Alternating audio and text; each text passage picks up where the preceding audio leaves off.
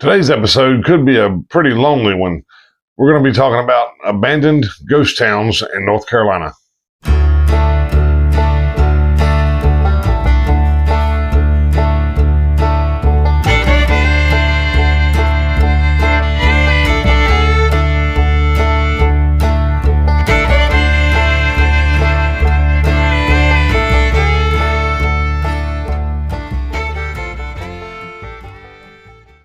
Welcome to the NC Everything Podcast. I'm your host, Curtis, and this is the bi-weekly show where I talk about everything that has anything to do with North Carolina. Thank you all for joining me again, and thank you newcomers for joining me for the first time. I'm going to jump right into it because I feel like I have a whole lot to cover here. And I'll do the promotional stuff at the end, unless I forget, kind of like I did a few episodes ago. So let's go ahead and get into it. This episode was kind of suggested or inspired by Christian from work. Thank you, Christian, for the suggestion.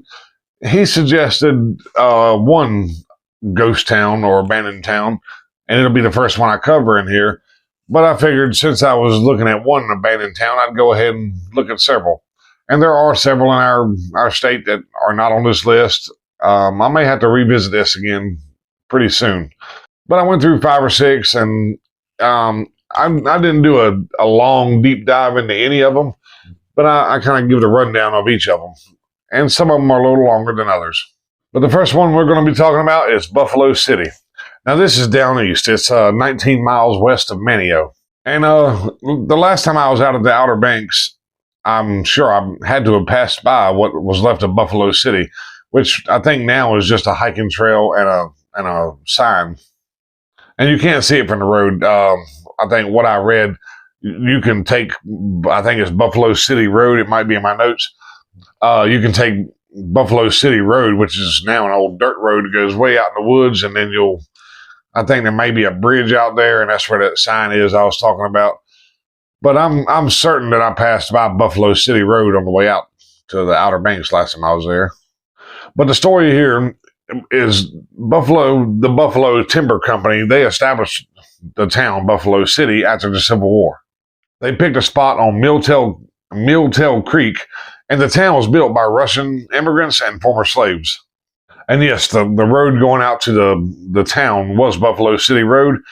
And since this place, and if you ever go down east, you'll know what I'm talking about. Since Buffalo City was built in a swamp on this marshland, the road itself was built out of old unusable lumber and pieces of wood and sawdust. Now, the houses in the town, they were pretty interesting. If you lived in a house in Buffalo City, it was either going to be a red house or a white house. I don't know if that was because that was the only paint they could get at the time or what the story is behind that. But if you were white, you lived in a red house. If you were any other race besides white, you lived in a white house.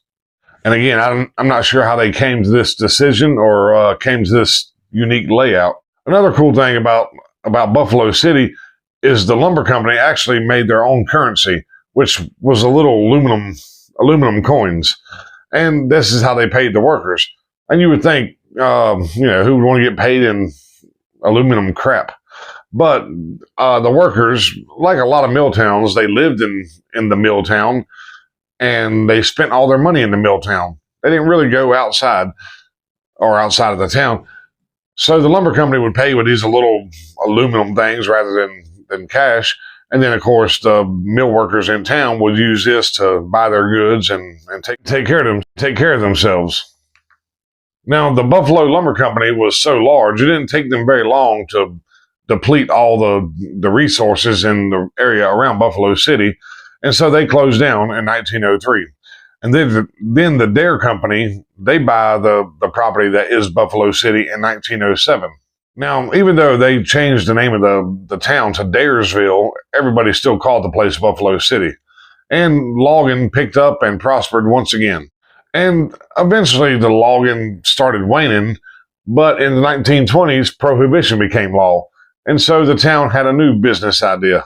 The logging camps were closed and moonshine stills were opening up. It ended up being the town's main source of income for a really, really long time. As a matter of fact, and I think I covered this in episode 1, I think episode 1 was my moonshine episode, and I talked about Buffalo City in there. But moonshine from Buffalo City was sent all around the United States, and it was even sent over to Europe.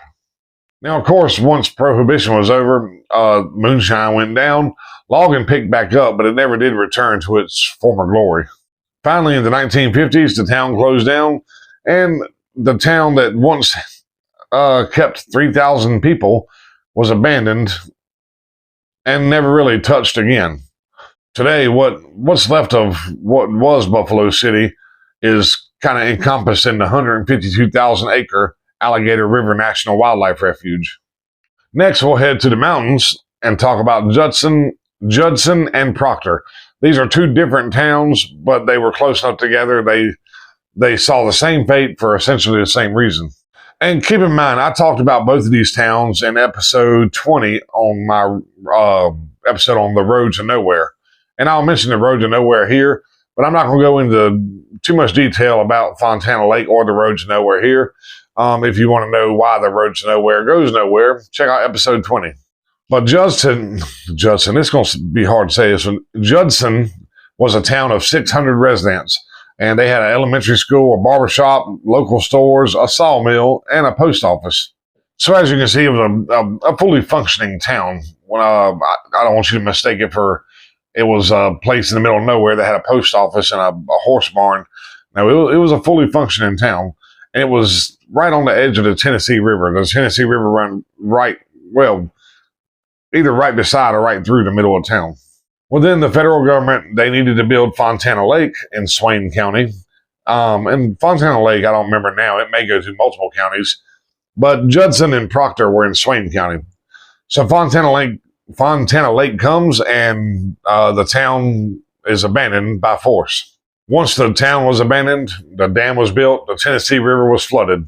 And this includes a lot of the outbuilding. A lot of the buildings are still at the bottom of Fontana Lake. Several cemeteries are underwater, and some cemeteries they were left on dry land. Now, one thing they do every year, or probably every year, is they'll lower the lake levels of Lake Fontana to get ready for the ice melt out of the mountains. They don't want the lake to flood, and so they'll lower the lake level. And they say when they do this and the lake dries up a little bit, you can go out and see parts of Judson. And I think I got notes in here that say you can still see headstones and some of the buildings. And now Proctor, the other town that was a victim of Lake Fontana. Proctor was on Hazel Creek, and it was named after Moses Proctor, who was the first European settler to the area. Some of the town is now underwater because of the lake, but part of the town is still on dry land. It says that on the dry land part of it, one home is still, I guess, left, and the remains of the Ritter Lumber Company, or their mill, is still on dry land. And they say if you hike to the end of the Road to Nowhere and start walking around, you'll start seeing evidence of the town. Now, I've been to the end of the Road to Nowhere, which ends at a tunnel, like most of you know, and I've walked through the tunnel to the other side, but I didn't do too much exploring on the other side of the tunnel. We just kind of walked through, had a quick look around, and walked back through. But apparently what's left of Proctor is still out there somewhere. I will say, if you're going up the road that is the Road to Nowhere and you look out to your left, you can see Fontana Lake down there. So I'm assuming that's where Judson was. If you're on that road, Judson was probably down there to the left somewhere, and then I'm assuming Proctor was kind of up straight ahead. Still in the mountains, we're going to be talking about Lost Cove. They say this area was called Lost Cove because it didn't belong to North Carolina or Tennessee, even though it was right on the state line. But the town was located in a gorge called Poplar Gorge on the Nolichucky River. Now, I don't think they really know exactly when Lost Cove was formed. Some stories say that it was originally settled by some of the people who were in Daniel Boone's party. They do know that it was a lot, I guess, mostly populated around the Civil War. And there is also a text or some kind of document that traces the origin of the town back to a guy named Morgan Bailey. Supposedly, Morgan Bailey, he bought a bunch of land from a Native American for $10 and a shotgun. And after he set up camp there or after he established himself there, other people kind of followed. Now, Lost Cove was kind of a smaller agriculture community until the railroad came and the lumber business came with it. And with the lumber business, a bunch of jobs opened up. This is around 1910. And so a lot of lumber mill workers came into the town, and the population kind of boomed at that point. And because Lost Cove was incredibly isolated, it became a big moonshining spot around 1900. But it says that isolation also led to the downfall of the town. It was so isolated, it was hard to really function as a normal town. And so people eventually started moving out. And by 1960, the place was completely abandoned. And fires in 2007 burned most of the structures down. So I'm not sure how much there is to see in Lost Cove today. But I did read somewhere that it's a real attractive hiking spot. I'm not sure what you can see, but a lot of people hike out to where Lost Cove was. So that may be something to look into. Now we're going to talk about Mortimer. Mortimer is in what today is the Pisgah National Forest. But earlier I talked about the town of Proctor. Proctor really exists because of Mortimer. I talked about the Ritter Lumber Company having a mill there. Well, the Ritter Lumber Company worked out of Mortimer too. The Ritter Lumber Company, they buy all this land in 1904. I think 1904, yep.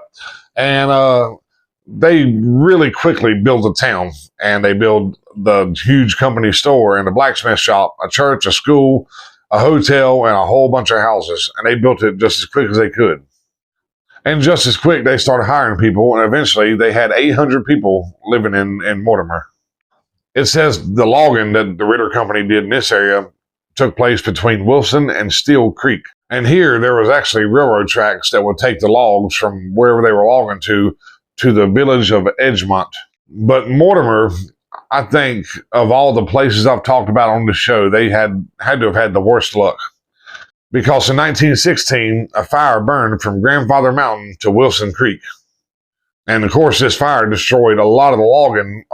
It destroyed a lot of the trees, which is the core of the logging business. But it also destroyed that railroad that they were using to transport the logs around. Well, the fire was immediately followed by a flood. I'm assuming from a major storm. Right? There's another flood later. I'm assuming just major rain. The fire was immediately followed by the flood, and the flood just destroyed the Lake Rodes Dam. And this flood, and I've actually read about it in other research for other shows, the 1916 flood, is considered to be the worst flood in Caldwell County history. But between the fire and the flood, the Ritter Lumber Company lost everything. And so they eventually shut down and pulled up stakes and got out of town. But the town itself wasn't dead yet. A cotton mill named the United Mills Company opens in 1922. And the town came back to life, but really only for a short time. Then the Civilian Conservation Corps, or CCC, they started a camp in the town during the Great Depression. It was Camp F5. Well, the CCC, they repair a bunch of the damaged buildings, and they try to get the town going again. Then in 1934, O.P. Lutz starts the hosiery factory in the old cotton buildings that were there. But that business went under really shortly after it opened up. And then on August 13th, 1940, Wilson Creek flooded again, thanks to a hurricane this time. And it said the creek rose 94 feet and swallowed up the whole town, or what was left of it. And after this flood, the rest of the town's residents finally decided they were done, and they left. The Civilian Conservation Corps, they hung out a little bit longer before they finally left too. And the town pretty much remained untouched ever since. And like a lot of these abandoned towns, if you go out to Caldwell County and go up Wilson Creek, you can still see remnants of Mortimer. And the last one I'll talk about is Cataloochee. In case I said that too fast, it's Cataloochee. So the story here is, in 1791, the U.S. government signed a Treaty of Holston with the Cherokee Indians, and this more or less gave the Americans the Cherokees' land in that area. Once the Cherokees were out, settlers started moving in. And it was like two valleys in this area. And so the town was kind of split up into to one valley and the other, Big Cataloochee and Little Cataloochee. So when the first settlers started showing up, all the land belonged to Colonel Robert Love. Now, I'm not sure how he came to get it or if he was the one who signed a treaty with the Native Americans, but all the land available belonged to him. And so he was the one that started giving out land grants and giving people land to set up on. And it didn't take long for the Cataloochee area to build up. I didn't get an exact number but by 1850, there was a ton of people out here. This town actually ended up having 3 schools in it, which, you think about 1850, 1900, schools are little community schools, and you have one in a vast area. This place had 3. And that's why it eventually spread out from, the one valley over to the next valley. And that's why it ended up growing into Big Cataloochee and Little Cataloochee. Here we go. By 1910, there were 1,251 people living between both Cataloochees. At that time, it was actually the largest community in the Smoky Mountains. But remember, I was talking about Lake Fontana? I'll give you the very short version. When they were going to build Lake Fontana, the federal government bought a bunch of land. Well, when they built the lake, they didn't use up all the land. They had all this extra land left over. And so they turned it into the Great Smoky Mountains National Park. And so, as you may guess, Cataloochee was in this area that was going to be a national park. So the government comes in, tells them to get the hell out, and the town was abandoned. Now, based on pictures I've seen, it looks like Cataloochee has been really well preserved. I guess they wanted to get rid of the townspeople, not really the town itself. Also, it seems like you can hike out there and walk through what looks like a freshly abandoned town. And that's all I got today on abandoned towns. Like I said, I know there are some that I missed. Portsmouth is a coastal town that doesn't exist anymore. And I've already talked about Brunswick Town on here, which is also a fort. So if you're curious about Brunswick Town, definitely look that up. That was a cool one. But I'll see if I can't put together some more, and maybe in a few weeks I'll do another abandoned episode. If you have any ideas for abandoned towns, let me know.